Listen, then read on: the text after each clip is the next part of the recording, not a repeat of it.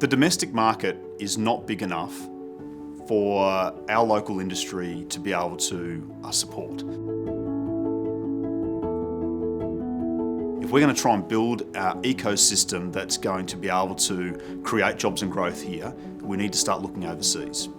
I guess the challenge is how to get the confidence to be able to do that. And what we found that there wasn't the literature that we needed and the advice that we needed to make it happen. So when we started this journey, we had a prototype capability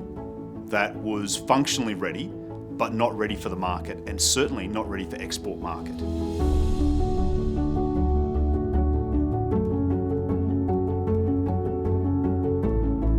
What this project allowed us to do was do some real genuine thinking about how we would set this up for it to be a success, and to try and gather all the things that we needed to think about in order to make it work. And then putting together all of those lessons in a booklet and material that we can share with the ecosystem. There are a number of challenges that all entrepreneurs face in this journey, but in Australia we face a few unique ones, mainly around our geographic isolation and some of the trouble we have connecting around the world. But Penten have put together the lessons that they've learned from their journey into a really easy to understand guidebook or playbook, which is then going to be fully publicly available for all other Australian cyber entrepreneurs to read, to learn from, and to deploy in their own journey. It talks about how to manage your IP, how to think about your export plan, how to navigate through some of the activities that you need to perform with government to make sure that your product is ready to go, and also some of the thinking about how you would engage and sell into that market, such as would you need a third party to support it, or are you going to do it via a direct sale? We feel that by having that material that's available at the start allows people hopefully to get the confidence to be able to start that journey early,